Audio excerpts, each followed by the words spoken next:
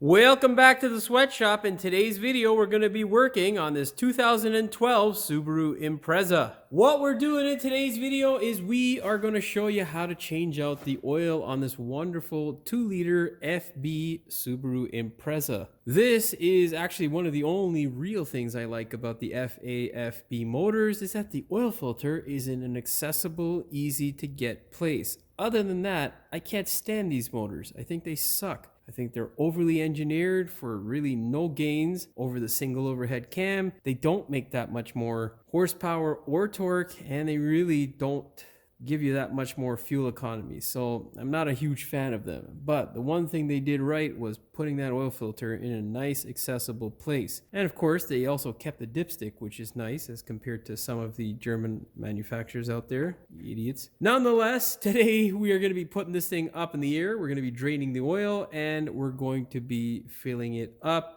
checking it, and showing you how to properly check it. It is a really simple job to do. However, there are lots of little things that people often miss, which can over time lead to problems. You want to make sure you check the level of oil properly. You want to make sure that you're putting the correct oil in as per the weight of oil, as well as the type of oil and the cleaning packages that it needs to have. That being said, if you're going to do this in the driveway, make sure you try to get your car as level as possible. If it's not possible, it's not entirely the most crucial thing to an oil change. It's not like a transmission. As long as you're getting most of the oil out of it and you're able to fill it and check it on a level surface, you're good to go. Of course, if you're going to crawl around under your car, jack stands, very important to the health and safety of oneself. The next very, very important thing that most people for some reason don't pay attention to is if you're doing an oil change, make sure your oil is not disposed of into your kitchen sink or your bathroom sink. Please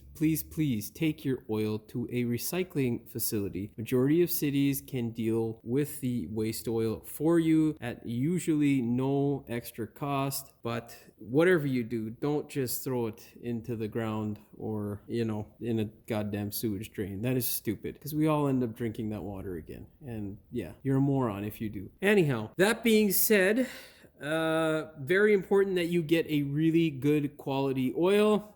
Filter is not the absolute most important thing in terms of quality if you change your vehicle's oil regularly. If you don't, then yes, definitely get a good quality filter. I wouldn't get a Chinesium filter. I usually get the cheap filters from my local parts store, which is made by Fram. They are a product that is made specifically for automotive shops, and they're just at a discount price, but the quality has been good. I've been using these things for years and never had an issue. So yeah, filter choice, I'm not as picky, but with oil, it is extremely important that you get a really good quality oil because oil is the lifeblood of your engine and your parts. So yeah, if you put crap in and you miss an oil change somehow, or you go over, or you're burning oil, that could mean the end of life for your engine. That being said, there are many good brands out there. I'm not too picky in terms of sticking with one brand over another. There's Amsoil, Motul, Pennzoil, Valvoline, Castrol, Quaker State. They're all good brands, and there are many others out there as well. Just make sure you do your due diligence. Don't get any Chinesium crap or stuff that doesn't have good quality additives and detergent packages. Now, that being said,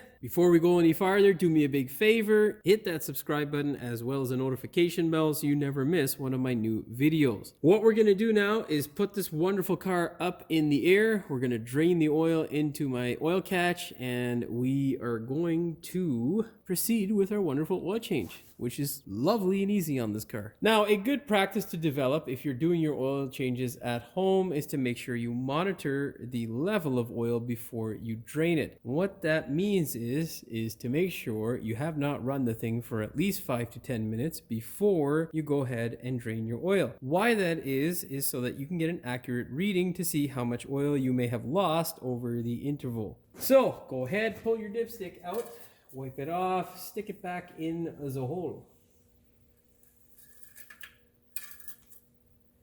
I'm not sure how many kilometers this guy has gone, but you can see here it is almost full. Looks like we've probably lost about 200 to 300 milliliters of oil. Not a big deal, especially for a Subaru. Now, what I recommend in terms of intervals for changing the oil out on FA/FB motors is no more than 6,000 kilometers. Why that is because when they upped the intervals on these engines, when they were, brand new and just came out into the market, they were trying to compete with the European vehicles, basically essentially telling you that you don't ever have to change your oil. It's just a once a year type thing. Bullshit. If you want your car to last, an oil change is one of the cheapest things you can do to continue to have longevity and reliability out of your Subaru. These engines, not the best engines to begin with, overly complicated for no goddamn reason. The last thing you want to do is be taking in an extra 2,000 kilometers on an oil change, or 4,000, 8 to 10,000 just doesn't make any goddamn sense for an interval on these things, and you start to lose considerable amounts of oil once it becomes slightly diluted. So monitor your oil. It's very important for the longevity of these particular engines from Subaru, FA or FB. Non-turbo, turbo,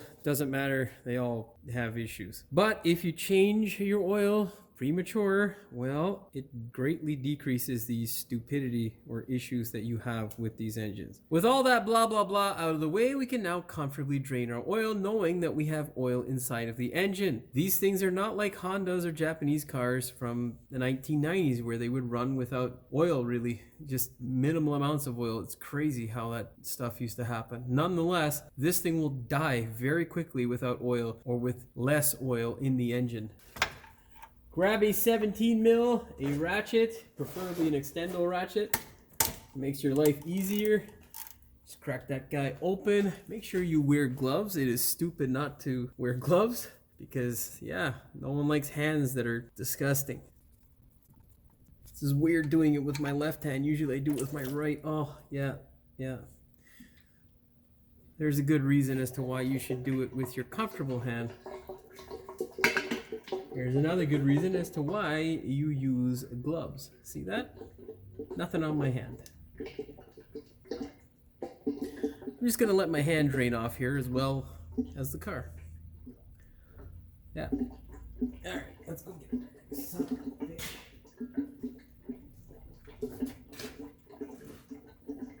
That washer there, everybody likes to change it whenever they do an oil change. I'm not opposed to it. However, I don't always change it. I usually change it whenever I need to, or if I see a little bit of seepage. Aluminum or copper are the preferred materials. Whatever you do, do not use those little plastic crap things that we get from Mr. Lube and all those quick joints. It's just stupid. Bad practice will lead to headaches. If you have one of those, definitely replace it with a brand new gasket. Always thread this guy in by hand.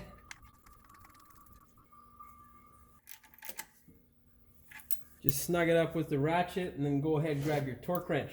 Set your torque wrench to 31 foot-pounds or 42 newton meters.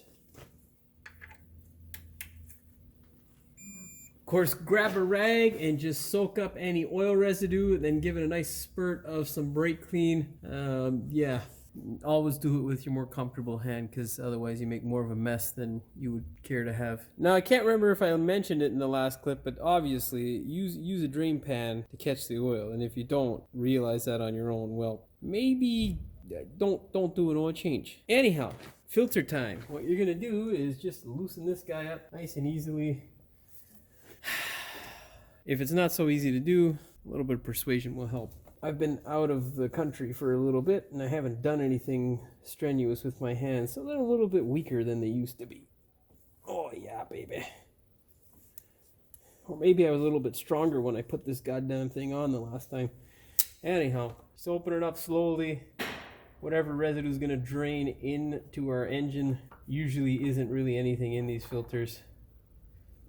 There we go. If you're wondering about the water, I just power wash the engine, so yeah. you shouldn't have water there if you haven't power washed your engine. That's usually a very bad sign. Now you're gonna get your rag and you're gonna very carefully wipe up any of the residue in this area. You do not want any of it making its way into your engine. Make sure there is no residue or debris in this little filter cavity here. Get your wonderful new filter. You're gonna bless it with some of the old oil. Just a little bit goes a long way, my friend. Give this guy a quarter turn, another quarter turn. Yeah, that's about it. She's tighter than I would like. All right, that's good to go for the filter. We're gonna open this guy up here.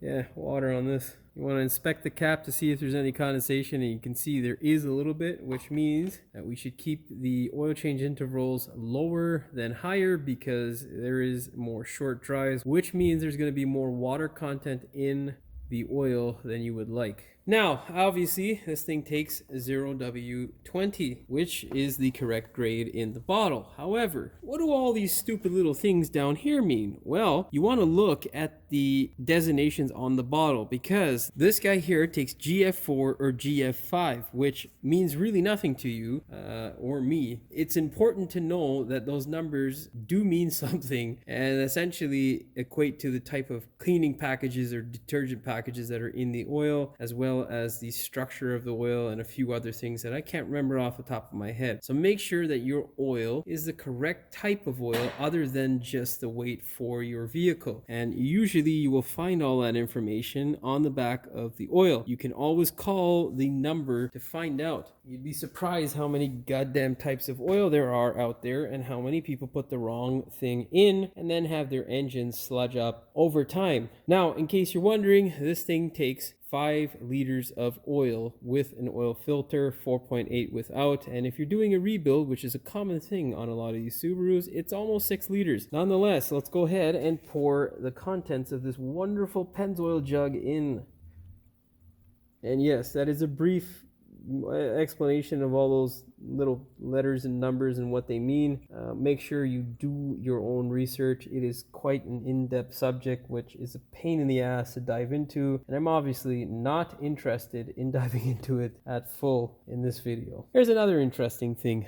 Carbon neutral. What does that mean? It says it's made from natural gas. I didn't know we can make oil from natural gas. Surprising, we have some supposed shortage of oil and all kinds of other crap that's going on our planet. Nonetheless, the 5 liters does mean the complete contents of the bottle, so let that guy drain out so you get every little drop out of it.